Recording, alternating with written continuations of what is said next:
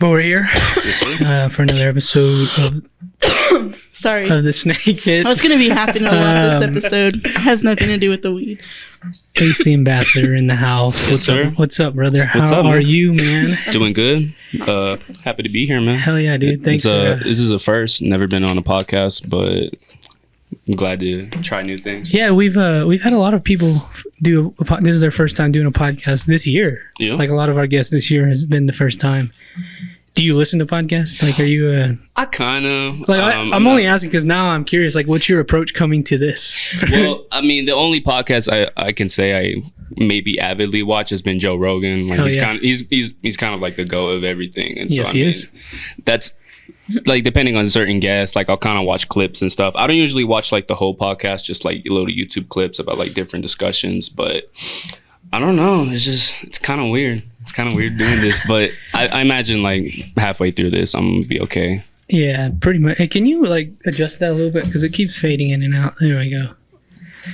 Yeah, man. So, kind of tell us about yourself a little bit. Kind of what you do. Yes, sir. My name is Ace the Ambassador. I make music in the Lubbock music scene. I'm a rapper. I'm a producer. Do a little bit of everything. Sound engineer. Just a avid music enjoyer, I guess. Yeah, you've been in. How long have you been performing and doing music? I've been making music for about 4 years, since 2019. Just slowly but surely, just working on things. Just kind of perfecting my craft, collaborating with more people. I feel like last couple of years, things have kind of been gaining a little more steam, doing a lot more shows, more projects. But yeah, I'm just kind of out here and just trying to do stuff. Hell yeah, you're like one of the few rappers I've heard of. That's why I was like, I wanted to get you on because Yeah. going to those house shows and stuff, I always hear your name. Yeah. And yeah, with those house shows, there's not a lot of rappers I could say that are like, I'm not trying to talk any shit right now. Talk your shit, man. Do it. The Lubbock rap scene is kind of like, it's very obscure, and the artists that are here, it kind of feels like it's a formula or like carbon copies. Like it's not a lot of originality or like kind of people that come from a place where it's all like, this is my style. I'm not trying to imitate somebody. So I don't know. Just I originally started going to house shows 2019. Josh from Ronside, I think he was probably one of the first people like doing that stuff. I met him through skateboarding, but saw that he was doing shows. I went to one show in the fall, and that was the first time I ever saw Gold Band Gang with K Sweets and all that. Like that was my introduction to rap, and so I was like, oh, like this shit's actually popping. And then of course like Muddy Holly and all that. So kind of been paying attention a little bit, and then also getting into music and producing. It's just I kind of just been sitting back, just watching everybody do their stuff, just learning, and just waiting for my turn to, I don't know, take over, I guess. Hell yeah, I like to hear it. Dude, yeah, shout out to Gold Band Gang. They really... Yeah, man. I saw them at that... What was it called? The one on Saturday, 2 Saturdays ago? It was a Atrium, whatchamacallit, K Sweets. He did a... Sorry, Burke, that was your party. My bad, buddy. Yeah. Or was it the Nirvana thing? I saw K Sweets at the one you performed at. Yeah, Atrium, that's so there's two Saturday. there's two different house venues. There's Ronside with Josh, and then there's Atrium with Berg, he had him on here, Emma, and then Eli. Mm-hmm. It's kind of like the two ones. They had shows back to back. They had the Nirvana one on Friday, and then the Evans thing on Saturday. And so whatchamacallit, yeah, I had a song with Sweets. We released it last year. He was coming into town that weekend, so I was all like, hey, you want to do songs? Hell Fuck yeah, yeah, dude. dude. And That's so cool. yeah, Sweets is somebody that I kind of look up to, especially with local shit. And so be able to do shit with them is pretty dope, man.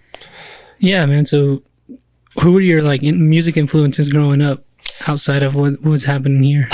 Man, that's such a difficult question, dude. What kind of music were you listening to? Well, I don't know. I was a weird kid, dude. I was growing up, I was really into rock.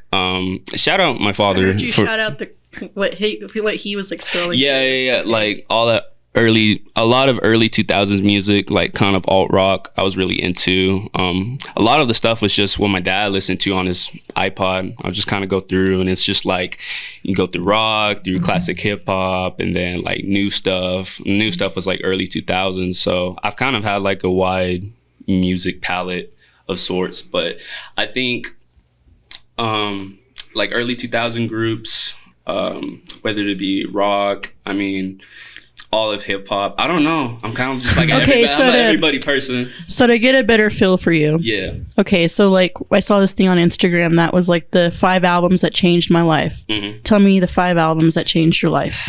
Any genre. Can you scoot up on the mic when you? so that way we can kind of get a better feel Yeah. for what inspired you. Number one, Nas Illmatic, 1994.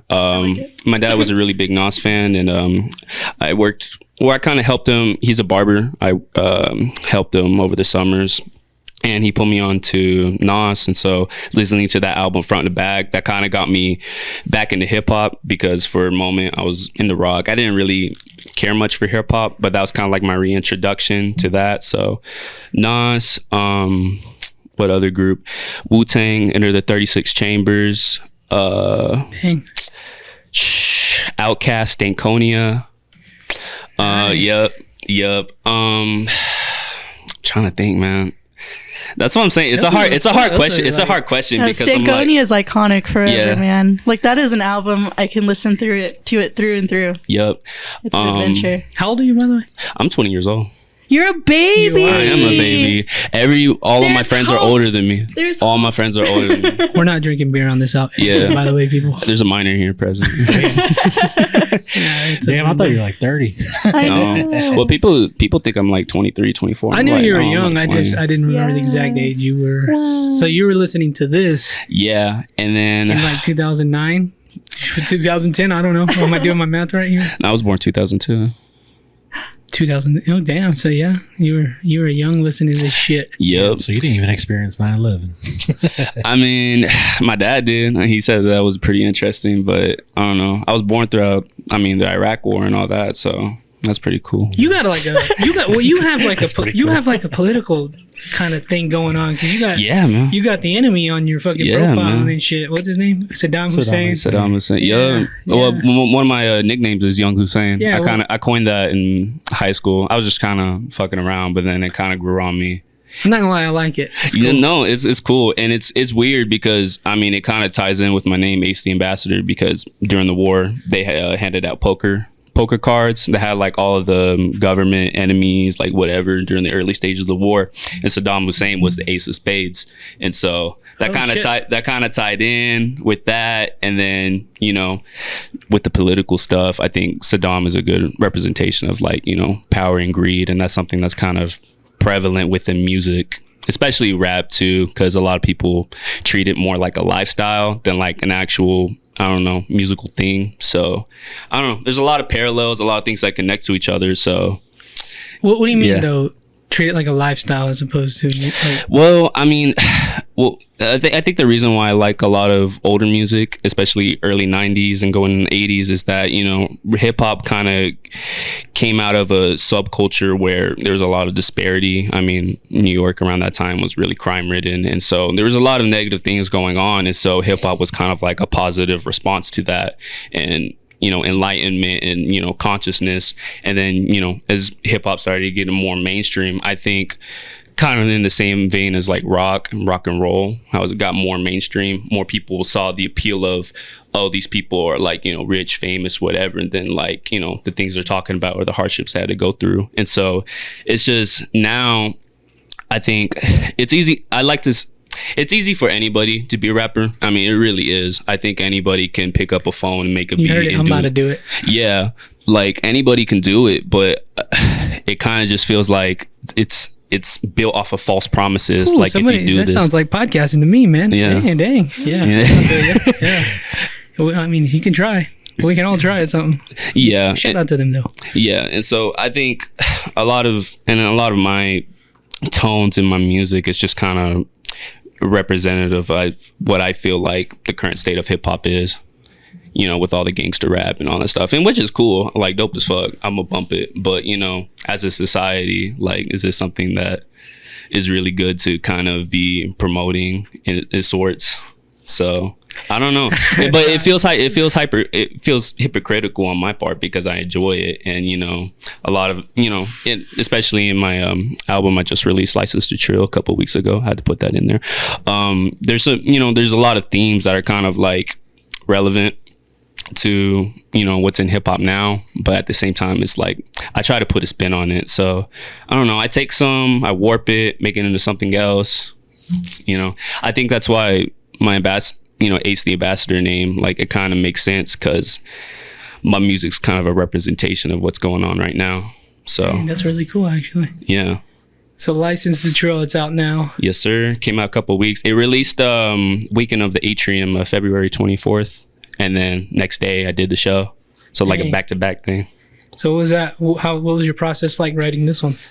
Man, it's technically an album, but to me it kind of feels like a mixtape. The real reason I put it out was because I needed songs to perform, because I've been wanting to perform for a long time, especially doing these house shows, you know, going to the house shows and then building up to, like, I think I can do performances and, you know, do all this cool shit. Like, I just needed music because I released a collab album with shout out my partner Joseph Andrew. Susio Boys? Yes, sir. Susio Boys. I released that and that did pretty well, but, you know, it's kind of hard to do a lot of songs with somebody and then, like, you know, they're not available all the time to perform. So it's like, you know, I need to start making songs for myself. So I think I just decided, I think it was the month we released Susio Boys in September, I was like, I need to start working on an EP or a project or something like that. And so I was gonna see if I can, I could see if I could finish in October and release it on my birthday, but that never happened. So I was like, fuck it, I might as well just like work on this and then see where it goes. And then eventually started conceptualizing it, and then 5 months later, release License to Trill. Is this paying homage to Return of the 36? No, it's homage to Beastie Boys. That's another group I'm really into, man. Like, I love all Beastie Boys, like all their shit, man. Their first album, License to Ill, like, it's kind of, Oh, okay. it's kind of not really a copy, but it's definitely something that inspired me, and with all the sampling, production, I mean, all that. So that was the one homage, and then the other one was License to Kill with James Bond, and actually the card for the album cover is based off of the actual License to Kill from the James Bond movie series. So Will you link that up, please? yeah, it's like a little card that says License to Kill. And then I got one of these artists, he's a tattoo artist, his name is Jackson. I asked him if he could do my cover, and he said yeah, so he made my little cover, and then rest is history. Hell yeah, that's fucking cool, dude. Where did you record it at? I recorded, I just have a bedroom studio. Studio game. Whatever works, man. Yeah, it's kind of, I'm really lucky that I was able to record it, you know, in my space, because, you know, going back a couple of years, I kind of just had a basic setup, you know, just interface, laptop, and a microphone. But eventually I started building up to get more equipment, like mixers and that sort of thing. And then moving from GarageBand to Logic is a different DAW. But just building up, and then eventually I got to a point where I was like, okay, I can start doing shit on my own. Because Joseph Andrew and I kind of have like a whole little circle of like producer friends, and we all kind of send beats to each other and do things. But Joseph Andrew, he just sent me a bunch of beats, and he was all like, if you want to rap on them, you can rap on them. So I was like, okay. And I had the recording equipment, I have all the stuff right there, so it's like, fuck it. So what is your relationship like with people here in Lubbock? It's been pretty good.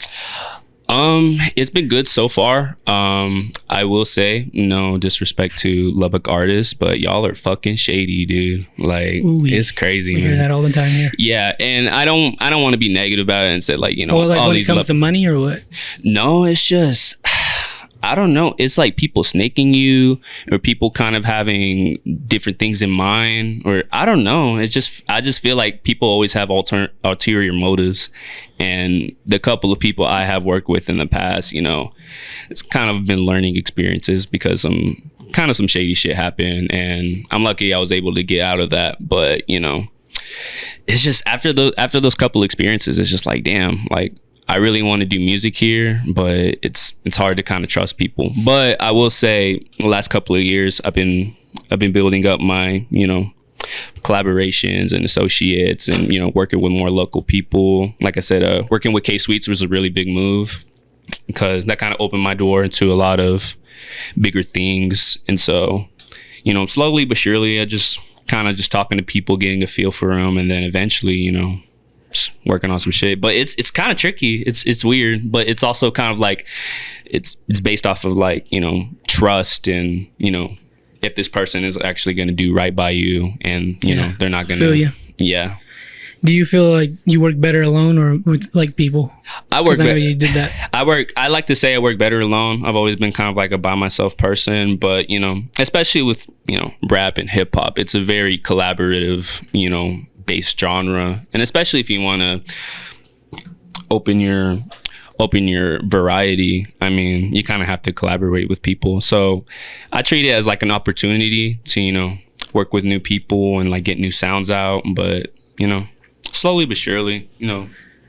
Yeah, I know you said you were like into rock and all that. So what made you decide to go this route in terms of putting out music? Well, I have to give another shout out to a producer, Cozy G. In my sophomore year, we had This is high school? this is high Okay. school. I basically started making music out of high school. Okay. I had a class with him, and yeah, course. I You could be know, sophomore I know. college. You're in I'm a- college right now. I'm a little kid, man. You could be a sophomore in college. I know. I had a class with this guy named Cozy G, and what was really cool is that he would always bring his laptop, and he would just, it was astrology, and halfway through the teacher, I don't know what happened, but they replaced the teacher with a substitute, and so basically it was just like a fuck off class. And so early, I'd just be on my phone, whatever, just doing whatever, and then he would just whip out his laptop and start making beats, and I thought that shit was really cool. I was like, what the fuck are you doing? And then eventually he showed me, and then that's when I started learning about producing. And you know, like I said, like I kind of liked hip-hop, but I was more into rock, and so it wasn't really in my mind at that moment. But eventually I started seeing, you know, he was really passionate about it, and kind of made me jealous. So I was like, damn, I want to be that cool. And so I started learning about production. But then also around that time, that's, you know, when I started listening to classic hip hop and, you know, actually going through the history and kind of understanding the whole genre. And so I was like, you know what, this is really fucking cool. Like, I kind of want to fuck around with this. And so I just started off producing, and then eventually, you know, that kind of opened up my musical palette even more. And so I just kind of been on this whole like hip hop curation thing and just trying to listen to new people, just different locations and different time periods. I don't know. I'm just kind of like a everybody, everything type of person. I'm not really like one genre type of thing. And so I kind of bounce back and forth, and a lot of my samples are kind of we sample like rock and like new wave, and then but also like sampling like, you know, other hip hop artists and that type of stuff. And so I don't know, I'm just like a little painting board. I just have all these colors and shit. And so That's a good thing to be. yeah, I love it. yeah, it's just really difficult when people ask me, it's all like, what's your favorite this and Oh, that? I that's was my- like, I bro, always I got like 10 20 fucking favorite things, and they're still, and it changes on how I'm feeling. What's your favorite movie? And that's the thing, I'm not really even a big movie person, so March I feel like 10th. Yeah, season 3. yeah. Movie night. Well, this will be out after, so never mind. Y'all been doing movie nights at a clothing store or something like that? I've been seeing that. Season 3, yeah. Season sorry. 3. You should go check it out. Yeah, it's our buddy's little boutique, I guess. Was that what he would call it?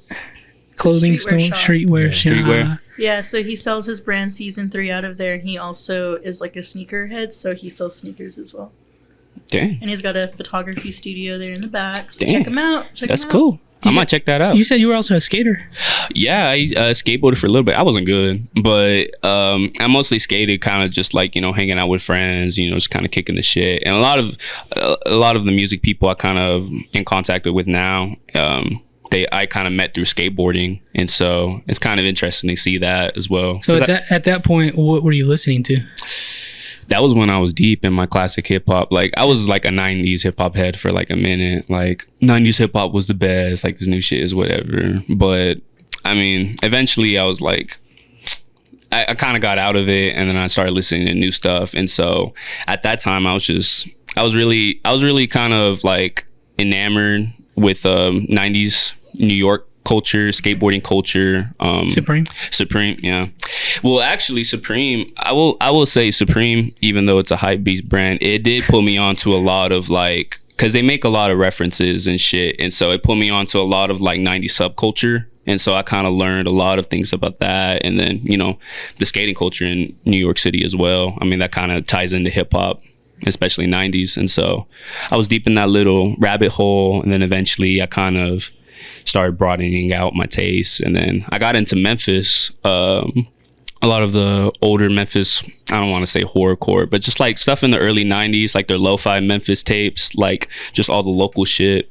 And so I started getting into that. And Like Gravediggers and shit. yeah, like the that? Gravediggers, that one? Tommy Wright. Gravediggers. Oh, That's I thought you literally said how it's something else. spelled. Oh, Yeah, I thought you said something No, I else. was gonna Oh, no. like Tommy Wright the Third, 3-6 Mafia, Project yeah. Project Pat. I mean, all those Okay. DJ Squeaky. That's mean, very violent music. it is very violent But it's music, pretty but it's good. also You get a good very workout. it's very hypnotic type music. Yeah. I think Well, because like a lot of the samples that are used in these, they're like from like horror movies. horror movies, or even like some of the stuff they sample is like just really like melodic and like very like, I don't know, man. Just obscure Cool. samples, but I mean, I think that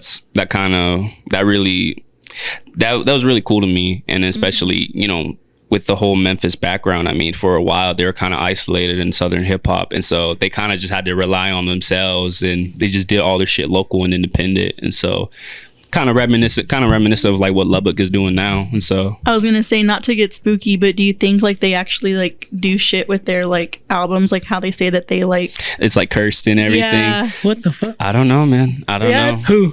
Them? So apparently, okay, how does that legend go? I think they say that So- like they I know what you're talking about though. they like murder somebody. It's called murder tapes. Basically, it's a ritual.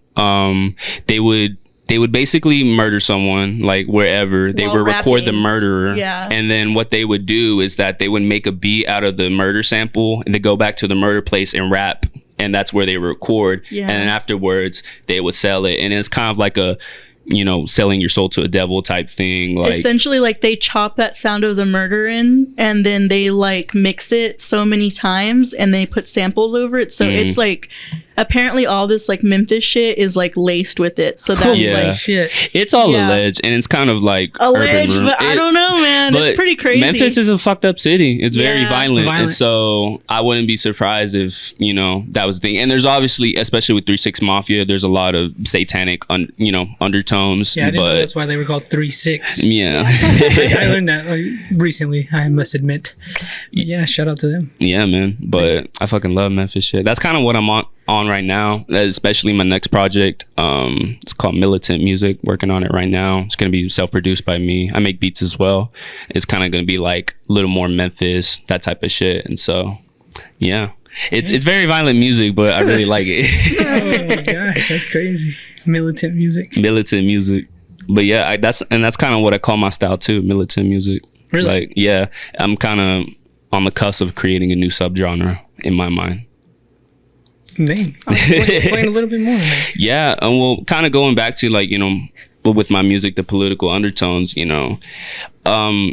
I'm a real big fan of Immortal Technique, KRS-One, a lot of political rappers in the 90s and 80s. And Immortal Technique, he was more 2000s, but that was during the Bush administration. And I remember listening to Immortal Technique, and I think his most famous song is Dance with the Devil. It's a pretty fucked up story, but I remember towards the end, they had like a second song, and like they was doing crazy fucking like bars like George Bush catching bullets for the Secret Service type shit. And I was like, the fuck is this? But it was cool to me, and I was all like, this is interesting. And eventually I started going through it, and he was a very political rapper, but I was like, this is really cool. And he's talking about real shit like that happens throughout the world, because with hip-hop, I mean, a lot of it's based on I guess having fun, and like I said, the lifestyle aspect of it, you kind of get blinded by that, but it's like there's a whole world going on, and there's all these situations, I mean, socioeconomic and even religious. I mean, there's just so many things going on right now, and I feel like a lot of people are kind of like blinded by that. And so militant music is kind of like, I guess, my call to arm to like, this shit is happening, so we should talk put about you it. on a list, my friend. I've been on a list, dude. Oh, I've been shit. on a list, man. Oh. Whatever. Yeah. That's okay. Well, fuck, I forgot what I was going to ask you. You mentioned it earlier, like, because we all have so much goddamn information to all this fucking music. Yep. How do you not become a carbon copy of somebody?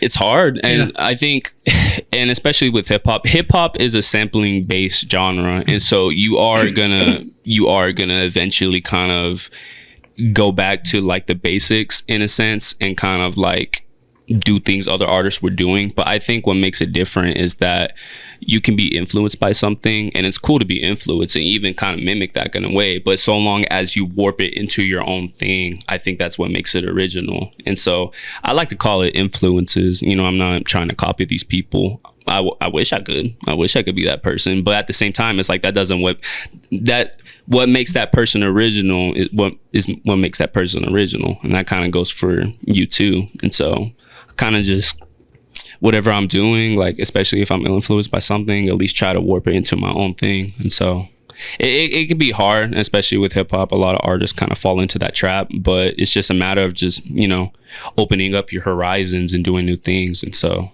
you know, it's always trying to create new shit. That is a good thing about the internet. You can pull from so many different things, and that can make you original. Yep.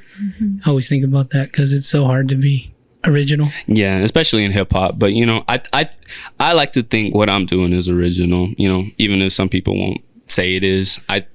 Compared to what other hip hop artists are doing, no one's on my type of shit for sure. And you know, like I've said it before in this podcast, but like one of my favorite quotes of all time, it's from Chuck Palahniuk, but it's, I'm the combined effort of everyone I've ever known. Exactly. But it's just like, even with like pop culture and music, I really like these genres and these artists and stuff like that.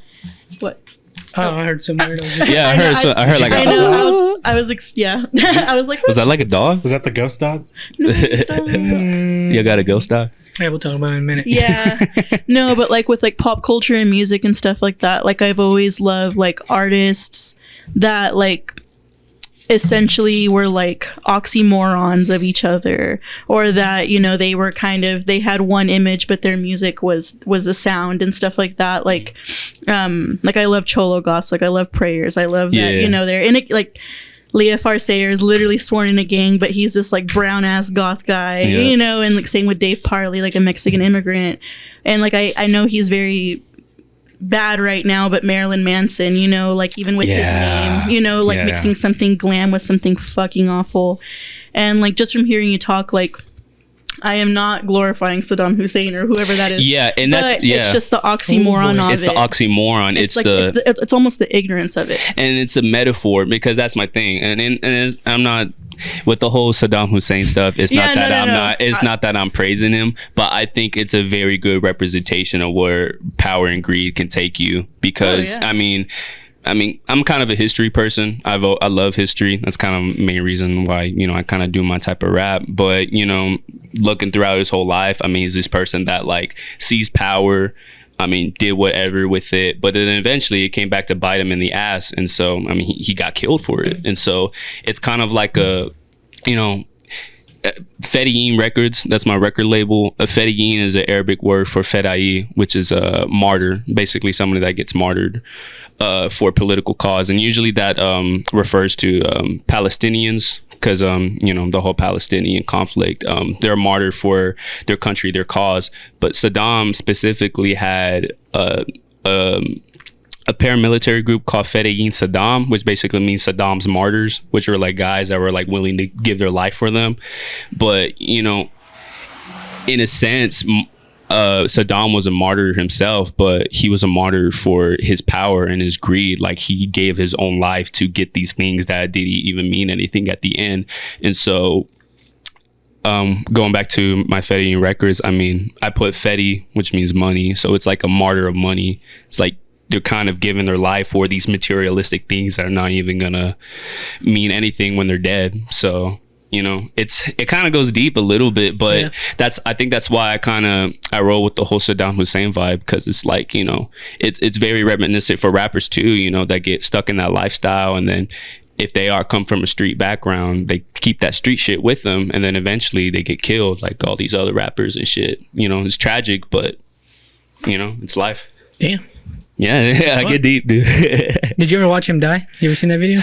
I've seen the video. That happened in 2006. I think I was like 4 years old, but I watched footage of it. And my dad, he's an Iraq war veteran. He was actually there during the invasion initially. So he got to see, he was there and all that shit. And so that's kind of another element of like, you know, the whole Saddam and Iraqi shit. But it's just crazy to see that. It's just crazy to see that certain things and like certain actions from like countries far around the world can like impact another country in like so many ways, even to today. Because Iraq is still kind of in a state of chaos and we really fucked that place up. Yeah, and going on. I mean, it's March now. Going on to March 20th, it's going to be the 20th anniversary since the invasion started, and so it's just like to see where everything started from then to now, and you know how it's affecting the world today. It's kind of crazy. Have you ever heard of the rods of God? No, sir. I just learned about this. Apparently, because you know we still are over there doing crazy things. We have this weapon that shoots like a metal burning rod. I know exactly what you're talking about. It wipes these people out. Apparently, it's like a nuke without a nuke. Yeah, I know exactly what you're talking about. So it's like it's a satellite weapon. This kind of goes back into the 80s with the Reagan, Star Wars program. They said it started in the 50s. Yeah, like a laser beam or what? No, it's tungsten. It's a rod. I can't remember what it's made out of. I think it's tungsten. Yeah, but basically what they do is that they flow it from space and then they release it. But the velocity with gravity and everything, like I can't remember what the specific like measurement of it is. It's a weird name, but basically like it's just a rod going into the ground, but because it's cutting through the atmosphere and you know gravity and all that type of stuff, it's just the power of it when it impacts the ground is like comparable to a nuke, and it's just a rod. There's nothing special about it. I just learned about this. Yeah, and it's real. Just imagine like these people, they don't have any internet, nothing. They're just like tribesmen almost. Yeah. And then boop, they're gone. You just wouldn't even see it coming. They see it from the distance and they're like, what the fuck happened? You don't even get to hear it. It's just they're gone. Just hits, yeah.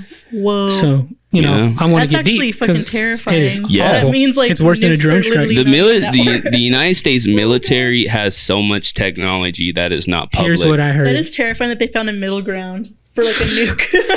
Yeah, it's ours at least. No, you know, I'm just saying. From what we know. Here's what I heard, because I've been getting into a lot of conspiracies lately. I've been down this fucking I could talk conspiracies all day. So I heard that we have a weapon. It's not a weapon. It's a plane that nobody knows. Like it just flies in the sky. That it's undetectable by anything. Mm-hmm. Like nothing can detect it. It's not a stealth bomber. It's like above that. And what we do is we fly it around the world undetected, and then we send the coordinates to our allies. Mm-hmm. And they know where the enemy is from us, but nobody knows we're giving it to them because they can't detect the plane in the sky. That is some Ukrainian shit. Ukrainian. That's what's happening in Ukraine. Nope. Yep. Allegedly. Yep. Dude. That is literally the premise of Nope. There's a fucking cloud. Oh yeah. Well, that's what I'm saying. They have crazy fucking technology, and especially surveillance now. And I mean, shout out to China. They really be up in the game with their totalitarian shit. But it's like fucking dude, like the surveillance technology is so fucking crazy now. That's like, what this country is gonna become, people. You better fucking stop it now. And then not naming names, but for the politicians that are actively collaborating with China or Russia, I mean, it's just a near window. It's just a couple events from like everything going to shit. We're a day 2 away from being cavemen again. Jesus Christ. That's what I'm saying. No, I've been getting down this, and I've heard like stuff about Saddam and the CIA and all of this. Saddam was a CIA agent. Yeah, that's what I'm saying. They put him in there. And a lot of the government. I mean, throughout all the Cold War, a lot of the dictators the U.S. propped up, they've been government collaborators. Gaddafi. So was Bin Laden, right? Mm-hmm. Yeah, he was a Gaddafi was a CIA. So funny thing with Osama bin Laden, the Mujahideen, which in Afghanistan was a coalition of a lot of different militia groups that were fighting against the Soviet Union. And a lot of it had to do with jihad. It's kind of like an Islamic struggle. So Osama bin Laden kind of took advantage of the whole situation. And I mean, think about all the money we gave to his groups. I mean, intel, all that type of shit. And then use those weapons against us. Yeah. And then guess what? When we pull out and we're like, okay, we saved the day. I mean, you going throughout the 90s, the Taliban gets propped up and then going way all the way to 2001. I mean, that was over the course of 10 years of just us pulling out and just laissez-faire, just leaving that shit alone. And it came to bite us back in the ass. So you know what I heard? I heard when we pulled out of Afghanistan this last time, like a year ago maybe. The reason we left all those weapons there was because we're like, all right, if China wants to start expanding their territory, now you're gonna have to deal with these motherfuckers with our weapons. Yep. That's why we left them there. But I mean, you know what's crazy, and you bring that up. The Taliban and China are actively having good relations. Like they're having strong diplomatic ties right now. Because the Taliban, now that they've taken over the government, they basically have to be a government. Like they have to get internationally recognized. Do the whole thing. And so they've been talking to China. They've been talking to Russia. Of course they have. Yeah, and Iran. then guess what? They got all of our fucking shit, and all of our equipment. So it's like it's a good bargaining tool. And Afghanistan has always been a very important territorial, location throughout all of history. You remember when we had Mike G on here? He was talking about the Afghan giant Oh yeah, there's like giants and shit in Afghanistan. in Afghanistan. Yeah, It's like Yetis or We something. laughed at him too. I don't know Just why saying. this little thing is so smoky. I'm gonna get high. Get that second hand. Oh, that's what happened at the fucking party. I've always heard a lot of crazy shit that, like in those countries, there's a lot to do with like the Anunnaki or some weird shit. That's Like probably where they were. Y'all, they have what do they call them? Jinns or djinns or whatever? Yeah, it's a Arabic Those demons. fucking cave things. Yeah. They're like the skinwalkers from over there. Yeah, But- I think a jinn, especially in Saudi Arabia, it's like you're in the desert and you see like something shiny. That's like a demon or something that's trying to lure you. You know what weird thing I heard about a demon last night? My cousin reposted this stupid fucking Facebook meme. Might be real, who knows? But apparently, if you whistle for you turn off all the lights in your house, and It you always whistle starts like that. and you whistle for 30 seconds, you will feel heat, and then it's the hellhounds the hounds of hell, whatever the word, hellhounds. Hellhounds. They're sniffing your aura. So I was like, fuck. No, they say, well, not You're not the- supposed to whistle in your house when you're alone. You're not Apparently, supposed to whistle when you hear a whistle. that's what it is. Mm, But if you whistle for 30 seconds, which I might try, we can try right now. You can, what if the lights just turned on? Yep. is that just a demon trying to get into this Here's world? a stupid Is that what Facebook that is? fucking post. Who So the what fuck I always knows? grew up hearing is, if you're outside and you hear a whistle, don't whistle back because that's a lechusa that's just gonna. You welcoming it? Yeah, essentially, like they're supposed to have like wings of a crow, so they'll fucking beat the shit out of you. With your fucking wings. I can They're just huge ass Are you bird Mexican? women. yes, sir. You grew up with all that folklore and bullshit. Yeah, I grew up, especially with the internet. Watching scary videos and shit, just like with my cousins, and just being scared as fuck. Just all that folklore shit. Yeah, Yeah. it's fucking The scary. lechusa always used to scare the shit out of me It when I scares would me. hear that. Like, I heard my granny told me, maybe she was just trying to scare me. She said they shot a fucking bird and it landed in cactus, and the next day their like neighbor or whatever was all covered in cactus. What the Yeah, fuck? I heard that. I was like, yeah, I don't know why would you be telling a 5-year-old this, but whatever. So that's cool. Yeah, I'm like, I'm gonna go play with Legos now. so I don't fuck with birds or in any Was of she that. just trying to scare you? Were you being bad? Oh, she had the worst stories ever. Like, Jesus, like they were awful. No wonder why I don't like scary movies. 'Cause she was just telling me this bullshit, and I'm like, what? Old lady telling you that you're gonna get scared? But she probably told me to scare me and get me to go to bed. She always used to say, "Don't play after midnight." That was her, like the devil comes out at midnight. Is what she would. Yeah, always the tell whole me. I'm like, Sandman, God. Sandman thing kind of scared me for a little bit, but it was all like, wait a second, how many times have I stayed up past fucking 12 and I'm okay? I'm like, I heard these guys are like, yeah, but is it 12 o'clock Eastern, 12 o'clock Pacific Yeah, time? When is it 12 o'clock? So You're Central. Like, yeah. okay, that's what I had to tell myself one time. Like, I'm good. yeah, But I don't know, man. That shit. We like talking about that shit, and some of it could be real. Who knows? who knows? Like the man? Afghan giant. I got into that shit whenever he told me that story. I was like, there's a whole during the Vietnam War, like the shit that they saw. Like Yeah. who knows what the fuck they saw in those jungles? Yeah, and then kind of building off of that, in Vietnam folklore, basically there's something where like in the forest, like in their culture, like the dead that don't get properly buried or that are kind of lost, they just kind of wander the forest, and then they'll kind of like "Boo," that type of stuff. But the CIA and the U.S. military use that to their advantage, and they basically got big ass loudspeakers and put them in the forest, and basically what they did is that they just play like loop, like some dude I fucking heard about moaning that. or whatever, and it would scare the Viet Cong people in the Yeah, I heard tunnels and that. all that shit. Psychological warfare. Yup. That's terrifying. That's why the government is fucking terrifying, dude. What are you playing right now? That frequency Oh, that he's yeah. talking Man, you're about. gonna open up something. Don't do it. You're gonna open up a portal right here. No, it's a 332 hertz. I think is the one, the magic number. 3 is the magic number. Don't play it. Yeah, Really, don't play it. Because I've always heard that. Don't play it. No, I'm not playing it. But Scared. I had always heard that in Vietnam, that was a big He reason. said, "No, I'm not playing it." As he's adjusting the volume. I don't know what you're talking about. I'm exiting out of it right now. You gonna leave? I'm just turning it on just for later. No, I wanted to tell you something. But For later, he said. no, but I had heard that in Vietnam that there were a lot of weird supernatural shit that actually happened, and apparently that's why they ended up using Agent Orange, because they couldn't get past whatever was out there In that forest. to kill their enemies. Yep. Or they just wanted to fuck up the civilian population. Yeah. That too. I've been trying to like figure out how to, because we do another podcast where we go deep on stuff, and I've been trying to figure out how to elaborate on the fact that all of this is probably CIA. Like the CIA are doing a lot of things. A lot of it is CIA, is the government. Here's what I was trying to tell you guys on Thursday, and I'm gonna tell you. So I was just trying to. I heard like they're cleaning up. I don't know if you saw MS-13 in El Salvador. Yeah, they're doing a big gang sweep. They did it all.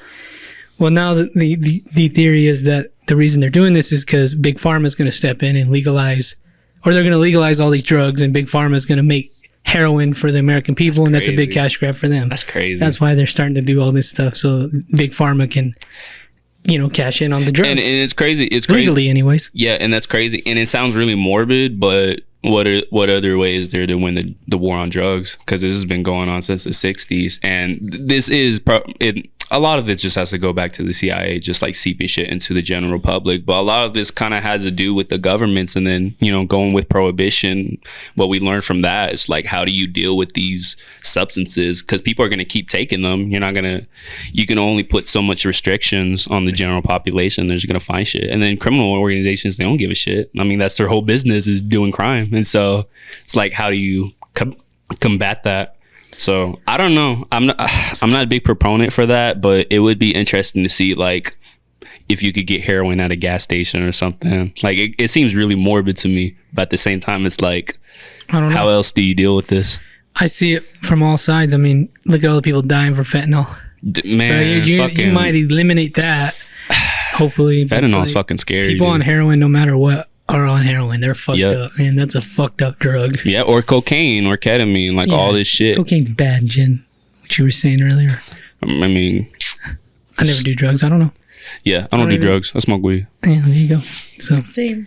Every time we talk about this shit, I always say there really is some Mission Impossible James Bond shit going No, on. exactly. And it's like, how do you, that's where they get, I mean, for writers, it's like, what's the best advice? Write what you know. So a lot of the shit is based out of reality. Like shit going back into the Cold War. Like I've always heard that we've almost been nuked so many times, but it's just been stopped. Yep. Yeah, like Or like false flags that could have like gotten into something worse, like a bunch of stuff. speaking of like nukes though, what blows my mind is 3 hours west from here, they were testing nukes. And that's where our wind comes from, is Yep. the west. Yep. So I all wonder these if like people are fucked I up. wonder if like those particles come over here. Yeah, like, yeah. Yeah. They had to have. Yep. and the rain too. I mean, that's where storms develop, is New What do Mexico. you mean? We're getting East Alamogordo. Palestine right now. So They were testing them in Alamogordo, right? Recently? Nah, like maybe. Well, like in the early 50s, 50s when they were 60s, testing it. 70s. Yeah. Yeah. But if you watch those videos, like they knew nothing about nukes. They would send their soldiers in to like recover shit. Yeah. Right after the nuke. So like these guys They were had just fucking around. Like they didn't really know like had no radiation that well. They're just zero all like, idea. I don't know, just send them in, just Yeah. see what the fuck I saw a happens. training video like that because they were in like foxholes and the nuke went off. And then they walk towards Well, it. the shockwave came and then they walked towards it and it was like, That's fucking scary, dude. Have y'all ever heard that the reason why John Wayne died? Have y'all ever got into that? Because he was a Nazi. I'm just kidding. no, he wasn't. Well, like he Yeah, did. he the- was. No, he wasn't. They shot this Shut up, millions because he of- did westerns, so they would Yeah. shoot in Utah, Arizona.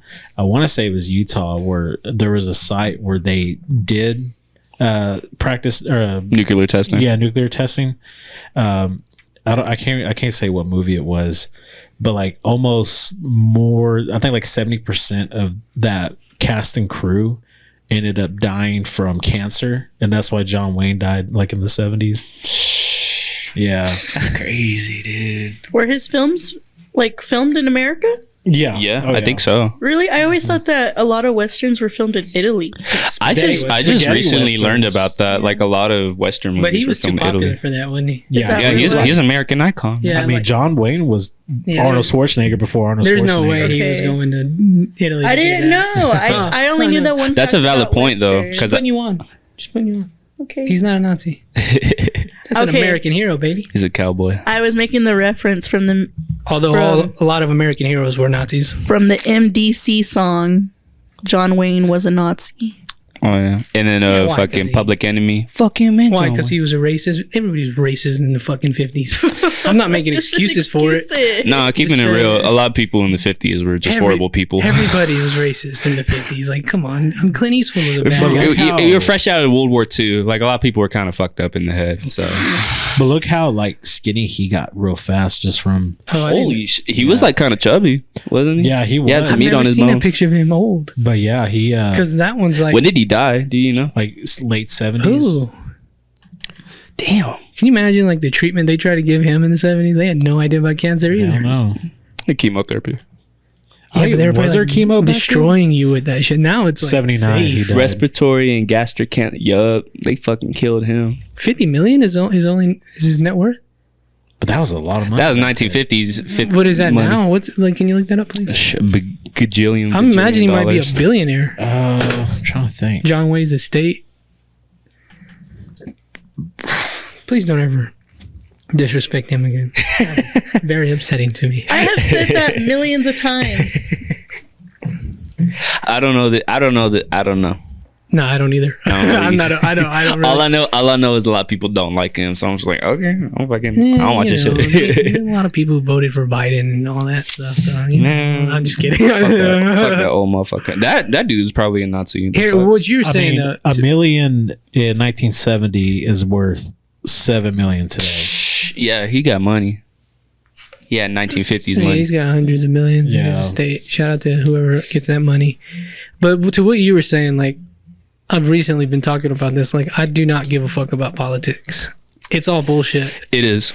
But American that politics being is bullshit. said, and I don't know if I've said that on this podcast, I'm the type of guy, like, if I can get under your skin, boy, I'm going to do it. So that's why I fucking like Trump, because everybody Yeah. hates him. And Yeah. I'm like, oh, I love that they hate him so much.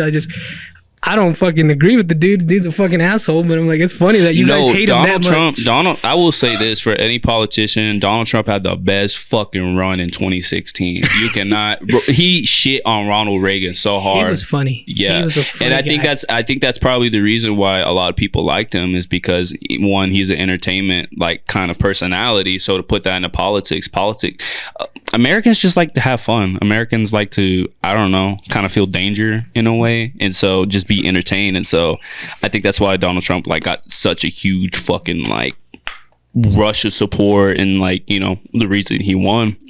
But now it's just like I think Donald Trump is kind of deep in the government bureaucracy now. I mean, you can't go through 4 years of a presidency and not be like kind of Dude, fucked in the head. So I heard about he's trying to build freedom cities. Have you heard of this? Is it like homeless encampments? No. kinda? So he's trying to build. This is what I heard prior to today. I'd heard he was trying to build freedom cities for like people to be, you know, American, free, whatever. Yeah. And then I heard somebody quote him, be like, yeah, this is just a ruse for them to take government land and just use it for Yeah. profit. I was like, Yeah. God damn it. Yes. Motherfucker. Because, you know, Yes. Freedom City, none of that woke shit. Sorry, people. I was like, oh, it kind of sounds cool. Yes. And then I'm like, look, they're just trying to take all the land Yes, away dude. from people. And that's a big thing. You're right. So he's a government dude. I forget. I'm like, Yeah, God damn and it. he's also a real estate investor. Yeah. Like that's his whole empire. So he's like he knows how to do deals. He knows how to make business. Motherfucker. He's just Nobody's good. Yeah, it's just none of the bureaucracy shit with it. He's just kind of like a straightforward, like fuck you type person. And so, but that I think that's probably why a lot of people are kind of might be under his spell now. Trump, he's kind of like a fucking. He's losing it now. Yeah, he's like a high schooler now because all the shit with DeSantis and all that, it's just like, damn, that was like your homie. Now you're just like completely shitting on him now. And He's so, a sore loser. yeah. That's And the so, game, though. even he if he is the best at doing that. yeah. So, I don't know. I will say I might piss off a lot of my friends and families. I did vote for him in 2016. I do not give a fuck. I initially voted for him and I was a Trump supporter, but then going on and, you know, learning more about our government and shit, it's just like, it's all rigged, dude. It really is. Yeah, it is. And I think I hate when people call us a democracy. Like, we're a we're not a fucking democracy. We're a constitutional republic. And at that, if we were a democracy, it would never be a fair democracy because the majority is always going to have the say. Yeah, And- we're an oligarchy. yeah, we're an oligarchy. We're the same government in fucking Russia. We're the same government in Ukraine. And Ukraine is a corrupt fucking shithole, God which is a damn, dude. byproduct of the Obama administration. So, I mean, just what's going on in Ukraine, I think that's kind of like a catalyst of where we're heading, especially China too, because China is a superpower now. China is overtaking everything. And so Russia and China kind of have like, I guess, the upper hand right now. And so that's why it's kind of like a little concerning of like where we're going to go in the next, I mean, even this year alone, like what the fuck's going to happen? Yeah, it's or are we like- even going to have an election? Like, is it going to be a coup? Is there going to be a civil war? Like, what the fuck's going to happen, dude? These motherfuckers ain't gonna have no goddamn civil war. They don't give a fuck. It may not be like a civil, not like American Civil War, but very reminiscent of like the Iraq War. It's going to be all insurgent, basically the Syrian Civil War, because the Syrian Civil War wasn't even really kind of like a major type of like one army was army. It was just like a population that kind of turned into its own army, and then eventually kind of got stuck in this asymmetric warfare, and then eventually because America is going to be such a shithole, it's going to start opening up support from other countries like the UN. So UN peacekeepers are going to be here, and then maybe China, because China is also in the UN, and Russia. So it could be multiple avenues of how this country is going to fall apart. But I don't know, dude. I really don't know if the US is kind of going to be around 2030s. Like, I genuinely kind of I don't want to say I that believe too. it. I'm I trying believe to it. I believe in a good. Yeah. There's still a lot of good people out here. There is, but I don't know. It's just a matter of like what the fuck they do Yeah. or whatever, what situation they put us in. The Ukraine situation really is terrifying. Like I'm for like fighting for your homeland. Like I get it, you want to drive them out. I'm but not it's gonna like, give you fucking my fucking money.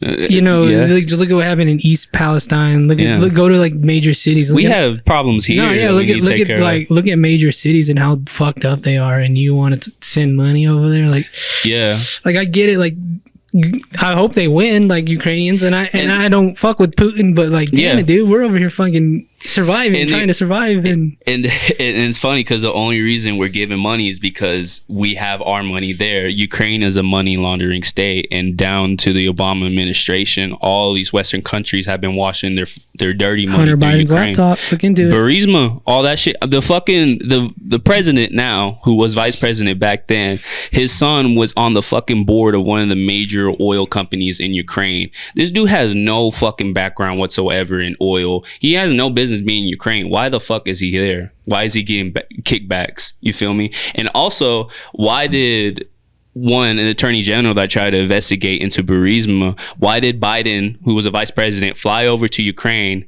and basically pull strings to get him fired? Like, it's deep, dude. Yeah. And that's the reason why, I think that's the reason why the United States has a unwavering commitment to Ukraine, because their money is at stake. That's the reason why. Of course. And Russia knows it. And that's why they're being real fucking ballsy, because it's like, we're about to take your shit. What are you going to do about it? It's just We all all the suffer. yeah, and it's very reminiscent to the Cold War, because Cold War wasn't even really about. I mean, it was about communism and capitalism, but it was also like a power play. Like, I got control of this land, I got this over you. And so, I mean, this is a byproduct of the Cold War. You know, So- some people could argue World War III started at 9/11. We're in World War III right now. You know, or it's just I think the war on terror was kind of like a way for the United States government to slowly but surely start stripping away the rights of American citizens, because they start stripping away the rights of foreign, civilians. Act? What'd you say? Like the Patriot. Yeah, the Patriot Act. The Patriot Act is probably the main reason why we got our shit fucking tapped, why they can fucking look through our search history, all that type of shit. COVID, another thing. And then COVID, and then that started opening up, government policy starting to control your lives. And that's the thing, COVID was a real thing. I had some family that died from it, but there's a lot of inconsistencies. And I will say, I never wore a mask. I never got a COVID shot. I'm pretty sure I had COVID, but I'm still fucking here. So, you feel me? It's just never like, got it. yeah. And I never or got maybe I never got it. Maybe it was just a fucking cold, and that's another thing too. People are getting lied to. Our Jennifer's 4-time vax. She got it twice. Yep. So I mean, and there's no disrespect. No, just kidding. Yeah, there's no disrespect to like people that care about their health or No, whatever. it was a spooky time. I get it. People did. But it was a spooky time, and a lot it. of people, they were scared, and so it's like, well, we should just listen to the government because they obviously know, they have the resources and know what the fuck is going on. Here's what really fucked with me is like if you spoke out against it, you got your whole platform. Like, as a YouTube channel, Yeah. if you spoke out against it, they'll delete you off. And I've had a lot of arguments with my family about this. I'm like, it's not about it's this silencing that scares the fuck out of me. and that's what kind of pissed me off about the whole thing, is that they completely shut down like open discussion about it and just Yes. label it as disinformation. And all that shit is coming true now. And guess what? They're now saying that it was a fucking lab leak out of Wuhan Institute, which is something that people have been saying since 2020. I've been saying it since 2020, but people would have fucking looked at you and saying like, oh, like you're spreading false information, or people trying to make it a racist thing, No, like, it oh, was you're racist racist to against say it. Chinese, Yeah. like to say that it came from China, which not. Although Yeah. we had money in that lab, but yeah. And that's the thing too. The institute that Fauci was, they were collaborated with the Wuhan Institute with gain of function and all that shit, and they were biologically creating the shit, because anthrax is something that was made in a government lab. Probably HIV too. Yeah, mad cow disease, all this shit. I think a lot of these diseases now are kind of genetically modified. They're not natural, because if it was natural, we have a fucking immune system. It Our would body. take a long time for it to jump species barriers or whatever they say. And so they had to release something that's like kind of like a hyper, kind of like mutant version of whatever the original is. And I think that's why the pandemic happened as fast as it did, because it was supposed to do that to jump to other people. So that way they can bring out that narrative saying like, oh, these people are fucking dying and shit. So we need to strip away your freedom or whatever. And that's the thing. People did die. Like I said, I had some family members that died, but they had prior health conditions, and that's a major factor of why a lot of people died. And also the age, like if you're 50, you have respiratory issues, you're diabetic, so many things going into account. So I think a lot of people kind of got clouded and didn't really have a lot of common sense on how diseases in your body works, and so they were just like, I'm gonna just listen to Dr. Fauci because he's this dude who has a nice title and gets all this money and la la la la. I heard he just got like 400 million in, or millions of dollars in revenue from Pfizer or some bullshit.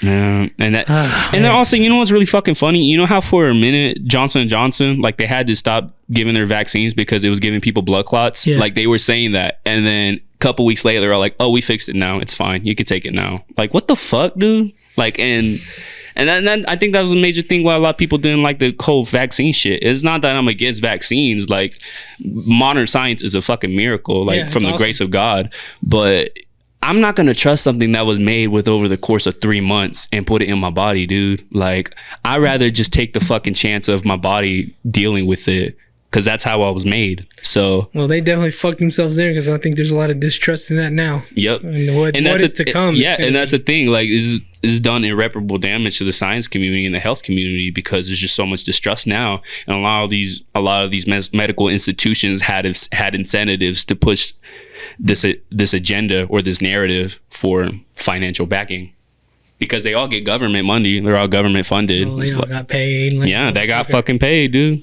Yeesh. And we all died here. Man, What a time. how do we stay positive in this?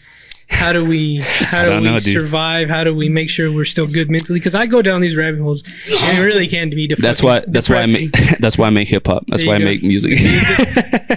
Like, I don't know if we're gonna be alive in the next 5 years, but at least I made some cool shit, dude. That's a short amount of time. I don't fucking know, dude. Like, it's very uncertain times. We could be dead tomorrow, so who knows? Yeah, but they've been saying that since. But that's the thing. Even with my dad, like, he would always say, like, he was deep in the Cold War too, so like Cold War was still going strong. He always felt like, he doesn't have a long time to live, or like, especially for religious, people that are Christians, like, with Revelation, all that prophecy, it kind of feels it's all based on the seasons. Like that's what it says in the Bible. Like you'll see it in this, the seasons will change and that type of stuff. And so a lot of people kind of have that emotion or kind of feeling like there might not be a future. But that's how my dad was feeling back then in the 80s, and now we're in the 20s. And so It's like, is it fear mongering? Is it just like kind of like unnecessary? And sometimes it is, but I think it's worth it to know that these things are possible and could affect us in the future. And so, it's kind of like just keep pushing along, just keep doing your shit. You feel me? Yeah, man, I'm with you, because boy, like, you can get down there. It's like they're not even hiding it. No, it's right in your I feel like they're being more open with it now, yeah. because especially during the Biden administration, they're just kind of like pointing, like just rubbing our face in it. It's like, yeah, we are doing this shit, and you aren't going to do nothing about it. That's the scary thing. Nobody wants to. Yeah. Too worried about Kardashians and bullshit like that. And I think that's probably, and like you said, you don't know if there might be a civil war, and that's the thing. It might be a civil war, but it might be a very short civil war, because the government's gonna have every excuse to fucking eliminate people, dude. Millions of rounds coming at you a second. You got fucking jets, but at the same time, the rods of God coming at you. At the same time, Taliban are still here 20 years later. They was just hiding in fucking that's why caves. I'm going down to Arkansas with them motherfuckers. Man, know that land and chilling with them boys. I'm going to Montana, dude. I'm going to fucking mountains. That's where they're at. Yeah. That's where the people are, man. They've hidden deep in those mountains already. I wish I was like super rich and I could buy like those old missile silos from like that's the where 50s. They've done, dude. Yeah, they and all just live made a there. whole bunker and shit.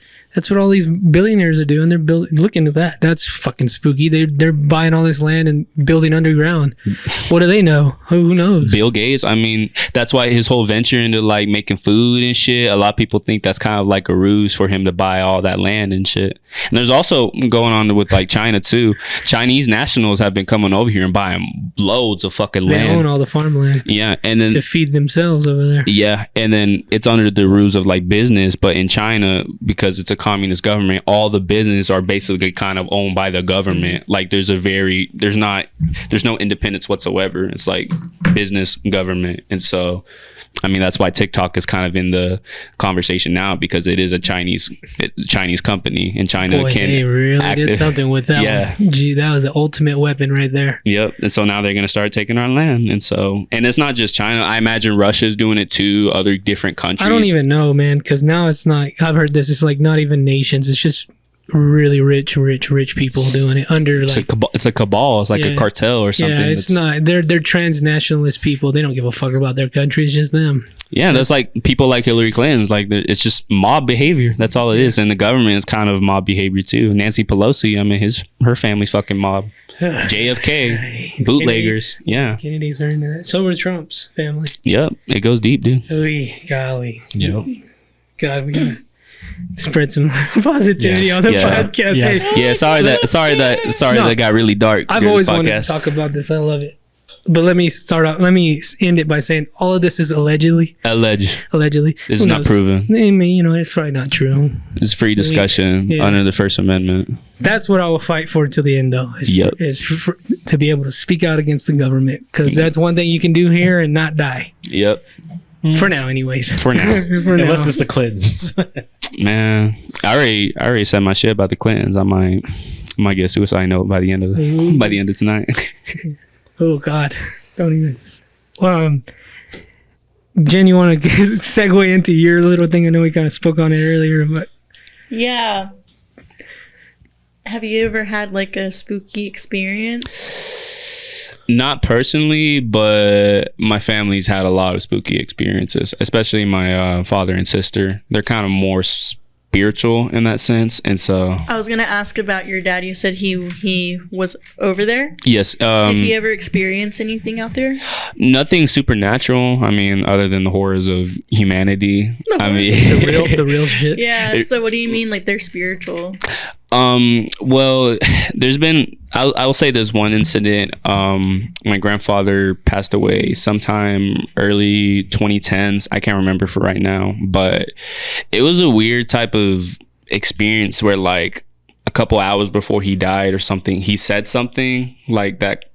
My parents were talking to my grandfather, and he said something like a specific word or whatever, and then he ended up passing away.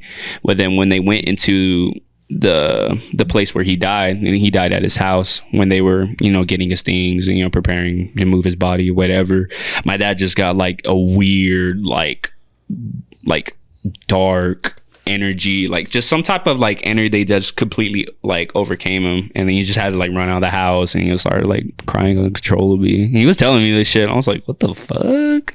But he was saying like it just felt like all of a sudden he just felt like hot, and just like this whole just like whatever just started like, I guess, suffocating him in a sense.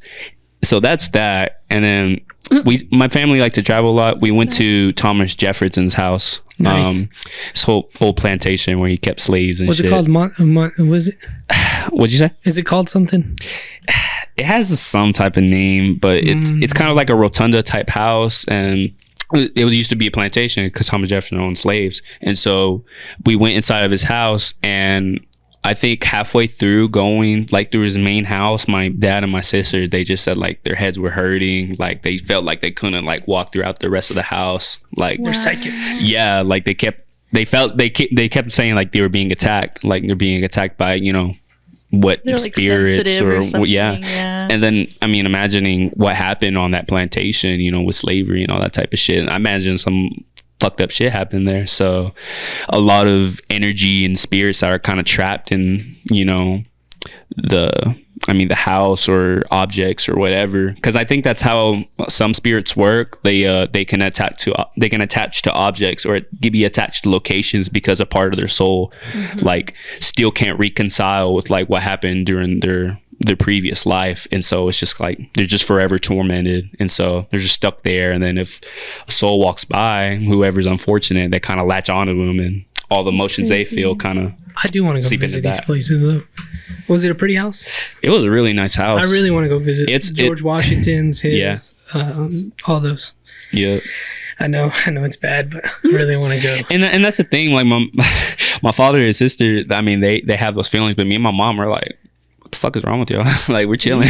That's crazy too. Maybe they have like, It's what's it called, like Sixth Sense or whatever. Yeah, I guess that's what it is, but I don't know. I've just always kind of been oblivious to like, I don't know, like spiritual shit. Like I've never been attacked in that sense, but I've seen it happen to people, and it is really fucking convincing, because it's like it kind of you can see it in their face, like it's something that's like supernatural, out of Really? this world. And so No, I don't know, not man. Me. No, sir, not me. like I said, I've yet to run into that experience. Are you a spiritual, religious person? Yes, sir. I'm faithful. To what religion, if I can ask?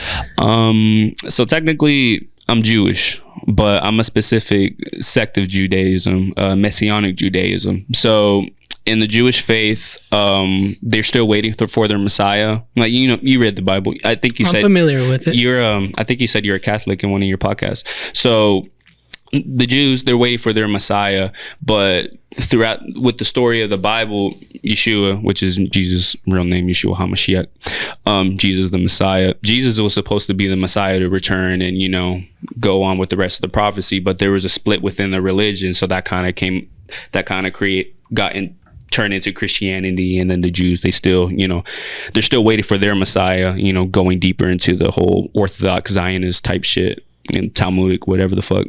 But Messianic Judaism is kind of like, to me, I feel like that's the original, I guess, fellowship with what Yeshua started with, the covenant, because they were all Jews, like they were all preaching out of the Torah, that sort of thing. And so the whole identity is inherently Jewish. And so going with that, Yeshua is the Messiah, and who returned and then, you know, did all that sort of thing. So I used to be Protestant, non-dominational. I was gonna ask that. Yeah, I used Were to. you born a Jew, or did you choose No, it? so my both of my parents, grew up Catholic. Okay. My dad went to a Catholic private school. He said that wasn't really fun, and then my mom was also brought up Catholic, but they had a lot of kind of, I don't know, kind of strifes about Catholicism. It just there's a lot of things that don't really add up. And then going into the history of Christianity and how it was created, I mean, Christianity is kind of inherently kind of like a controlled type religion, because right after Jesus, they started killing all of Jesus's followers. I mean, they were like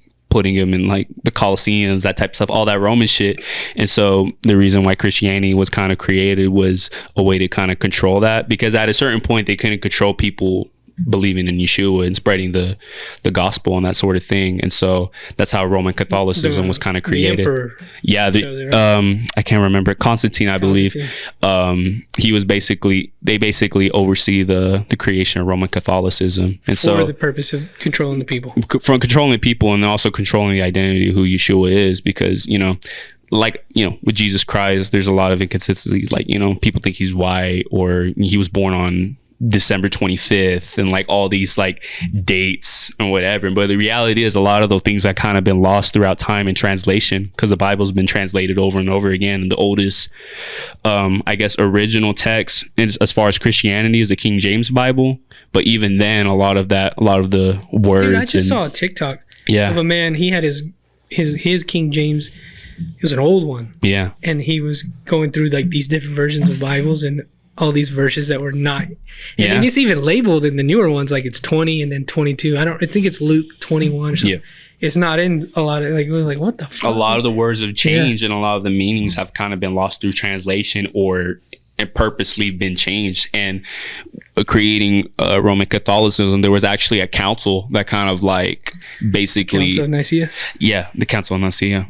They basically, changed a lot of the that's what Swag was telling us. Yeah, changed a lot of the major things that, was part of the original fellowship. And so I kind of started finding out a lot of this stuff back in 2020, because like I said, I was non-denominational, but I've always had like, there's been a lot of things I didn't really like about certain churches and how they kind of feel like, you leave and you don't really get a sense of like God or like the Holy Spirit. It kind of just feels like it's an advertisement or something. And then also with churches, how it's more of like a monetary thing for them now. Like it's just a lot of things that, I didn't really agree with, but eventually I started digging into Messianic Judaism. And then, is there a church here for that? Not really. I think there's a synagogue in Lubbock, but but it's more the Orthodox Judaism and Messianic. And it's weird. Messianic Judaism is like, to me, is Judaism, but for some Orthodox Jews, they see us as Protestant, which I don't really kind of align myself with Protestants, but it's a weird little obscure type of sect, but to me it makes the most sense, and I kind of get the most, I guess, truth out of it. What's your last name, by the way? Benitez. Yes, sir. I took American Minority Studies, and I even had a Spanish teacher tell me this, but apparently if you're Hispanic, if your last name ends with a Z, apparently down the line, way down, you come from Judaism, and that's where the original. Yeah, the 12 tribes of Israel, like the bloodline. Well, but that's where the original prejudice against Hispanics comes from, because down the line there's. But like, I'm a Garcia, but you said with a Z? Yeah, my last name is Benitez. Perez. And so, because I'm a Garcia, but my other family, I'm part Gonzalez and Gomez, so it's possible. So we're all Jews, I guess so. Well, and then you. And then especially, and one thing another reason why I kind of switched to Judaism, Christianity, there's a lot of anti-Semitic Christians, and it kind of feels weird because it's like the background is inherently Jewish. Like that's where it derives from. The Torah is the first testament, the first 5 chapters of the Old Testament. And so there's this weird disconnect from that. And so it's just weird. And then, I mean, and also specifically why they talk about the Jews in the Old Testament is because it's kind of a representation of humanity as a whole, like the whole relationship between humanity falling in and out of God. Like that's the reason why they talk about the Jews, and like that's why they kind of have like their own like thing within the Bible, because it's supposed to be a representation of humanity. And the Bible, it never is. They never explicitly state like there were other nations or whatever. So there was, going with the history of Israel and all that stuff, like all that shit was happening. And so it's based out of history, that sort of thing. And that's a major reason why I kind of got into the Messianic, because it also ties in with history of, Israel it's and all that important to stuff. know history, man. Yeah, I'm a big history person. I'm a little fucking nerd, but I've been learning about the Crusades. That's fucking been insane. they killed Christians and Jews. They killed everybody. it's crazy, dude. They both killed each Yeah. other and the things they did to each other. I mean, specifically, if you weren't like Catholic or whatever, like you would get killed. You could believe in Jesus, but if you're not Catholic, Some crazy. That was yeah, it's just that sound. it's a whole. That's the only clip that you post on Reels. Motherfucker dead. Yeah, man. I like learning about this shit. I like talking about it. Yeah, it's really interesting, and for some people, it's kind of boring. And that's another thing too. Like for people that don't not really spiritual, have faith. It's still interesting, nevertheless, to like kind of learn the background of that certain thing. Oh, yeah. But as for me, it's my faith. It's what I believe in, and so I get a lot of truth from that, and I get a lot of Well, you said you remain faithful. How do you? What do you like practice to be faithful to your? just praying. Just Okay. praying, man. Prayer is a really important tool. That's the biggest thing I can give to people that are in hard times is just prayer, just having faith that you're gonna get through this. Scared of a bug? I know. I was like, I thought that shit was flying into my eye, but just having faith in yourself, but also having faith in God, and the next step, because it's not all gonna be bad. You'll survive. You'll strive. Hell yeah, man. Any words for the people out there to end on a positive note? Yeah, I'm sorry this has been a kind of dark podcast. Fuck 'em. It was a good podcast. I had a fun time. Yeah, I And, feel like you we never learned- really get guests that talk with you like this. Hell no, so I love it. Yeah. No, and especially with your conspiracy shit. I mean that one. I guess the other podcast show. I mean, if you want me on, I I can was do that gonna too. ask you afterwards if you wanted to Shit, come do dude, it. I can talk forever, man. Ooh, we'll have you on that other one. But yeah, I guess to end it, yeah, my name is Ace the Ambassador. I make music and shit. License to Trill, still out. Where can they find it at? You can find it on all streaming platforms. I use Apple Music, but you can do Spotify, Amazon, YouTube. Any music video? Oh, it just came out. So. Yeah, I was gonna work on a music video, but like I said, with Lubbock people, this person kind of just like ghosted me, and so I was like, I'm probably gonna Professional people. yeah, so I'm Jesus. probably gonna have to do it myself, and that's a cool thing. I can do whatever, but gonna release some more shit on License to Trill. Like I said, working on my next EP, Militant Music. Keep out for that. And yeah, just follow me on social media: Instagram, Ace the Ambassador; Twitter, so Ace the Illest. And yeah, Hell yeah, I look forward to talking more with you in the future. yes, Bradley. sir. Follow me at Bradley Noel Garcia, and Lords of Film screenings already happened. It's only one this month, so we look forward to April. Follow me at Hellasoft. Follow me at Texas Chainsaw Alchemist. You better be following Lords of Film Yup, on Instagram. And you better be going to our April showings. yup. And April 7th, you better go to the Budding Artist Fashion Show and check out all the cool yeah, shit. your boy will be hosting it. So Yeah. Oh yeah, man. I'm gonna have to check that out. Roy is Scared. emceeing our show. I'm running hair and makeup. It's going to be a great, great night. It's gonna be fun. Mm-hmm. I forgot to ask you this. What is your hat that you wear? What is that called? It's a Supreme. It's a Supreme. No, that one right there. Like, I Oh, heard that's people- a Kangol beret. Okay. It's a beret, but I got it from Kangol. I used to wear Kangol hats like when I was doing music and shit, and then eventually I started wearing that. But I was all like, I had like a whole military outfit, so I was like, I need to get a beret or something to kind of like I solidify. was in the it. crowd and I heard people talking about your hat. I was like, What were they saying? I was all like, what the fuck is that motherfucker wearing? pretty much we were like, what is that called? So that's why I wanted to know. Military beret. Well, there you go, people. Follow us on all these social media accounts and patreon.com/snakepit studios. We do Conversation Pit every week and Pirate Radio every week. I have some merch available. I've just, if you guys want to buy some, so hit me up about that. Thanks, guys. We'll see y'all.